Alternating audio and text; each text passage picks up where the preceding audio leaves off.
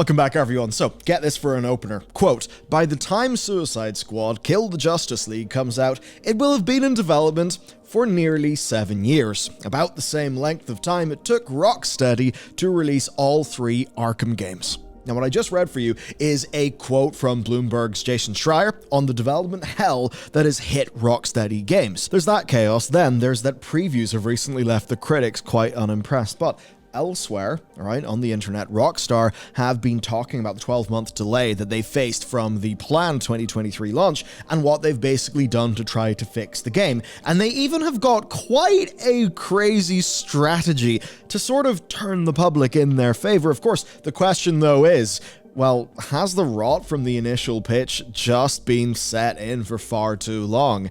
And in 12 months, is it even possible to salvage a project like this? And, I mean, really, has this been doomed from the outset? And so that we're not doomed from today's video onwards, thanks to today's sponsor. Us, or to be more accurate, your fellow viewers. So here's the TLDR. I want to work together with you, and in return, you will get early content, exclusive content, amongst other things. The problem is that YouTube ad revenue is falling to pieces, and relying solely on sponsors to literally pay wages for research, that is a dicey game. Also, the big algorithms suck and we all know why. So, we made Bellular.ghost.io, our own platform built on open source tools. And over there, you will get Loading Screen, our daily newsletter that will soon be building into a podcast, as well as early access to content and access to all of our research documents and reports on the stories. So you'll actually see our research reports before I do when I'm recording them. And of course, you can hang out with me and the team over on the Members Lounge Discord server. It is the best way to support us so that we can together have a sustainable, independent future and make content of ever-increasing quality for years to come. You can check the link out down below. And with that, let's get into the stories. So yeah, about those previews. Look, it would be fair to say that the previews have been a disaster from a public relations perspective, especially because previews, well, they're usually when critics are going to be quite a bit softer. Like, previews, they're considered marketing, right? Well, here they are. Suicide Squad Kill the Justice League sees Rocksteady's trademark world building held back by trend chasing. Okay, boomer. Very funny. Suicide Squad Kill the Justice League preview. We played it and didn't like it. That's pretty brutal. These aren't even reviews. And look, as much as there is nuance within all of these articles, at the end of the day, in this era where truth is an interesting thing that is mostly an imagination invented by the culmination of headlines, this is certainly not good. And if you're doing PR for this game, you're in a fairly ropey position. And that's why they've turned to an absolutely fascinating strategy, and that is this. Back in November, we had a closed alpha test for the game where players agreed to an NDA. They basically said, though, that there's more news out there and players are asking, and because of that, they're no longer enforcing a portion of their NDA, and they're letting people talk about their experiences from that closed test. This is a fascinating counterplay from them because, of course, if you remember back then, well, those leaks from players actually quite positive. Like, they were surprisingly positive given what everybody had otherwise thought about this game. So you can see they're essentially trying to counter these negative previews with audience sentiment from those tests. Of course, the idea of audiences and critics having different positions, that is, shall we say, not a new thing for DC-related content. Now, they recently had a Q&A in Discord, one that basically has framed what they've been doing for these 12 months.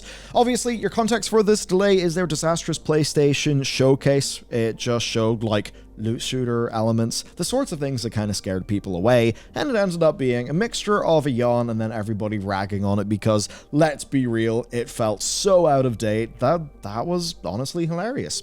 But when it delayed, of course, loads of us hoped, oh my god, what? Maybe they will listen to us, and maybe Rocksteady will be saved from whatever horrible mind they've had to be in. Maybe we'll get a co-op Arkham game. I will say that was probably always an unrealistic thing, not only because it's a large project and it's hard to change things that much, but also so much of the content in this game will have been designed for the overall live service game design that they ended up going for. And all of that is why this image is spread across the internet. We weren't going to cover it, but I think it does just show everything, like, from an emotional perspective, because I look at this image and I'm sure I'm having the same reaction as you. I mean, look at the top right. That is so many different currencies. Why are there so many currencies? That seems insane. Then we see this Affliction text, and it's all like, I mean, I look at that, and by default, I just think small typeface, lots of small effects, brain smooth, me bored. But maybe that's just a degree of fatigue. Ultimately, what this does is it freezes enemies for 10 seconds. If they're frozen, they take 200% damage from firearms. They also take 1,000% damage from falling. But then the other side of this that people laughed at is frozen enemies take greatly reduced damage from melee. So this is the idea that you could put the deep freeze infusion onto this axe, and that this axe's effect would make the axe do barely any damage after the effect has been applied. And it also nullifies a critical hit chance on frozen enemies and ammo drops for frozen enemies as well. So a lot of people then look at this and think, hang on, what is this game design? Now, I think the idea here is that you freeze an enemy and then you just use like normal firearms to take them down, where you won't be relying on critical hit chance, and I suppose you won't be getting ammo drops. And maybe the other side of it is if you have any sort of like, I know it's DC, but like, you know, a force push like ability or anything that will knock them over, that will be useful. So you can see how this has got its pros and its cons in the gameplay. But overall, I think the concept has just not really landed with people, and mostly it's just ended up being a very convenient punching bag, because you look at this and you just see everything that you expect, like shield harvest damage, suicide strike damage, suicide strike resource gain, and all of these things that to people just say, yawn, I'm bored, I've seen too many of these. Or, if you're, say, a Diablo player, you could look at this and think, oh, buildcraft, amazing, I can't wait. So if you actually dive into the detail, you can probably see how that Affliction, even on a melee weapon, could still be a part of a build that somebody would want to make. Now, let's go to the Q&A. Number one, the post-launch offline support is a result of this, and that is a very welcome change that I absolutely commend them for. It means that ideally somebody could pick up this game, play its main campaign way in the future, and probably have a good time. Because let's be real, it's Rocksteady. As much as we may laugh, there is probably like lots of really good video game existing within this, because yeah, they do actually have legit chops. But the other thing is the removal of gear score. Now, ultimately then, with gear score, that is just a genius, I want to say almost marketing strategy. Number one, a good change that I totally support. The other side, though, if you see all of these things from the previews that look pretty damn negative, what do you want? Well, you want to say, hey gamers, that thing, the gear score that you don't like, we're saying no to it. And this is actually something we've seen across some other companies. Here's a really good example. So, you know the way that Naughty Dog have cancelled the live service multiplayer, like, Last of Us game? The way that they talked about that was basically, we have to choose between single player, you know, the things that we as Naughty Dog do well, or changing the entire studio to support what a multiplayer live service game actually has to be. So that was another example of, in the industry, sort of the people doing marketing realizing, hang on a second, these words like gear score, live service, the gamers don't like them anymore. So you can see that as being, number one, I think in this case, better game design and also good strategy. Now, what they've said, right, one of the biggest changes we've made over the last year is to remove gear score from the game. This means players that find, say, a legendary weapon that they love early on in the game can use it without the fear they're shooting themselves in the foot by not equipping a different gun with a higher gear score. And you've seen it in games you've played. You get a weapon, it's a cool roll, does some cool effects, and then some common thing, you know, 2 hours later or an hour later replaces it, and you're kind of thinking, oh, no bells and whistles, but raw damage. Yes, my freedom has been completely destroyed by how this game is fundamentally designed to be a big, massive, giant grind, which then is why for so many people in these live service games, guess what? The only thing that matters is endgame, when they've kind of got into the arena where finally it's worth giving a shit about the stuff that you get. And you can see how this is a massive problem with game design. So, actually, I think the removal of gear score is going to be a bloody brilliant thing. It does mean, and what they go on to say, right, is that the part of their endgame is to theory craft with gear pieces and synergize how to construct builds.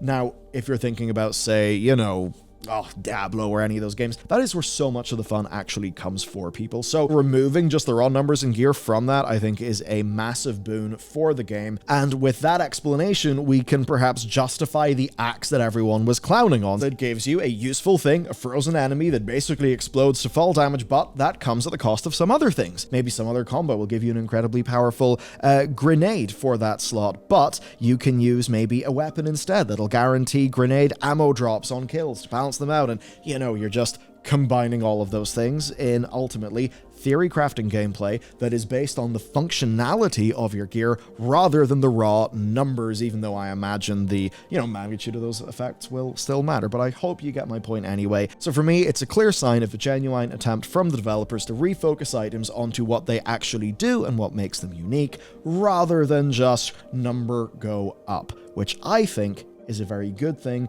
and it does kind of hit back to one of the big drawbacks that people saw with the preview. But let's think about what really hasn't or could not have changed. And that is that broadly, it's a big live service title with a focus on end game sort of repeated playthroughs of missions in the changing map of Metropolis. So it's a game designed for longer term engagement, grinding, I suppose, and getting all of that gear. A longer opportunity for people to think, I should engage in the store, buy the battle pass. Now, in order to make a game like that work, you have to have a gargantuan amount of content prepared.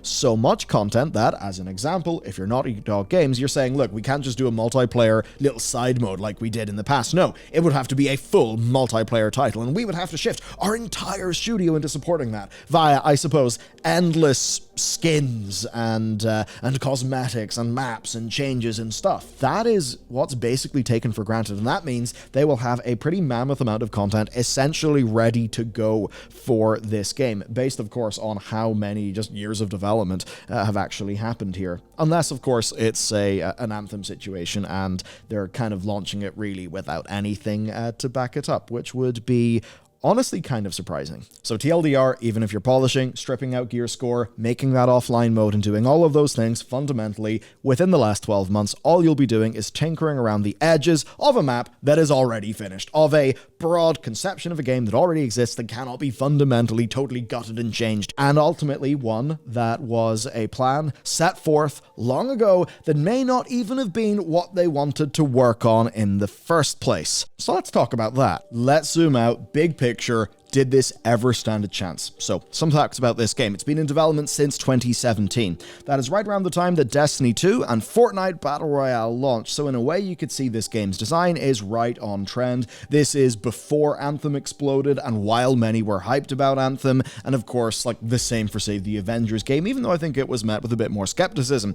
It's now launching in 2024, where live services, DC games, like all that stuff is a known quantity, right? None of this is particularly fresh. What's happened is an entire genre convention has continued to begin, of course, because there was Destiny 1, but anyway, it goes from its earlier stage to maturing to kind of being out of vogue / being entrenched. And that's kind of just where we are right now. So it's completely missed that. Ultimately, this could be an amazing game to actually play in that it's got Rocksteady's game design. Their combat feel, the sort of thing that they can do amazingly, but in a format that, because of when the game was conceived, that players just don't want. And even if you strip out the gear score, the gameplay loop of sort of live service shooter is kind of going to be what it is, right? Now, there are some more facts to take a look at here. This is as reported by Jason Schreier at Bloomberg. Of course, he is known for having many sources in the video games industry. He often finds out a lot of fairly interesting things. Right, thing number one. There was a whole rumor about there being a single-player Superman game that they were forced to kill in favor of some sort of live service nightmare with this game. That, as it turns out, is actually not true. That essentially was a miscommunication. It was actually then corrected after the fact, but of course the problem was the correction didn't go as viral as the initial report. Therefore, the idea that there was this Superman game was kind of entrenched. Then, to correct the second bit of misinformation going around, Suicide Squad Kill the Justice League is not a pivot that Rocksteady were forced to make, at least at the cost of that Superman game. So here is what the timeline is, according to people familiar with the matter. In 2015, Rocksteady release Arkham Knight. They then work on a Batman virtual reality game and an unannounced multiplayer game set in an original franchise which has previously not been reported. That is really the major thing. So they weren't going to do a Superman game that was single player. They were going to do a multiplayer shooter with their own IP. But then what happened is that in 2016, a Suicide Squad game at Warner Brothers Montreal was cancelled. Rocksteady were then given that IP, and then in 2017, work began on Suicide Squad Kill the Justice League, the game that we're talking about today. And per Jason Schreier here, Suicide Squad Kill the Justice League had several false starts and was delayed multiple times as the company tried to transition to an unfamiliar genre. By the time it comes out, it will have been in development for nearly 7 years, and that's when he says, of course, that is the amount of time it took for them to release all 3 Arkham games. So let's reimagine this timeline, but with WB Montreal still like existing whatever and having the Suicide Squad IP. If that was the case, would Rocksteady have made another 3 Arkham-like, mostly single-player games? The answer to that is that it's very unlikely based on what we know they wanted to do in 2016, where it appears that their next project was a multiplayer game in an original IP. Again, let's think about that period of time, around 2016. What games are we thinking about there? Well, we're thinking about The Division. We're thinking about Overwatch, right? So as far as I can tell, yeah, they probably still would have made a trend-chasey game that wouldn't have been particularly successful. It could, though, be the case that it would have been cancelled earlier or something like that, so that at least by now they would have at least had something to show for their efforts. And it's where I'd also mention Battleborn. I mean, do you remember Battleborn outside of people laughing at Randy Pitchford and a Crowcat video? I mean, probably not. And the reason why is that multiplayer original IP game got absolutely bodied by Overwatch, and the market completely forgot about it. And even at that, if you think about WB Games, if they're going to do a multiplayer game, I mean, surely they would want to do a licensed one, because it tends to be that using some big IP that people recognize is one of the better ways to actually get people's attention. So from the perspective of the executives commissioning things, they wouldn't really have been batting an eyelid, right, before cancelling that original game they wanted to do with something that involves IP that they own. And of course, Warner Brothers Games does have quite a lot of IP under its belt. And even at that, look, there's no guarantee that it would have worked. I mean, even take a look at, say, like Battleborn. At least Gearbox had some experience doing multiplayer stuff. I mean, what did Rocksteady have? So to me, it honestly seems like they were kind of doomed from the outset, no matter what they did. And that's really what brings me back to that original framing here, and I think a fundamental thing we're struggling with in the industry. So, yes, they were able to make those 3 Arkham games in the same amount of time that it took to make this game. The thing is, though, think about asset reuse. Think about project scope. Think about even the likes of, say, graphical fidelity. Those games were much smaller and much more straightforward to put together, and they were iterating on top of each other. That is very different from making, well, a sort of completely different sort of game, like the one that they've ended up having to do. So ultimately where we're at is basically the consequence of people's decisions nearly 8 years ago, where the dev team are essentially doing their best over this last 12 months to strip out the bits that they know would really have set people off. And I do think that that will help the game, because if this is going to be just a number gear grind game, I think that's going to be quite a bit less appealing than something that still, yes, does have that highly replayable sort of live service dimension to it, but also isn't having gear score, which then would mean the new weapons and that sort of thing, that's just going to be about like synergizing effects rather than purely just grinding numbers. And at least to me, that does seem quite a bit more fun. But it does really, in my head, bring up one of the most fundamental problems that we've got going on in gaming right now. And that basically is AAA games take so bloody long to develop. And yes, this is not one that had a great development cycle, like we do know about the false starts and all of that, but still fundamentally, they take a long time to make. So by the time they come out, who's to say that they're even a relevant thing? I mean, at the very least, if they're based on some sort of current trend. Now think about a big new AAA games project that is greenlit right now. What console will that be for? I think the answer pretty clearly is the PlayStation 6. Likely, yes, with some sort of cross-release onto the PS5, but I think you understand my point, right? That is a long time. Who's to say if you are making that game based on a trend, that trend will even be something that people care about in the future. Because while all of this stuff has been going on, as an example, some of the extraction shooters have came out.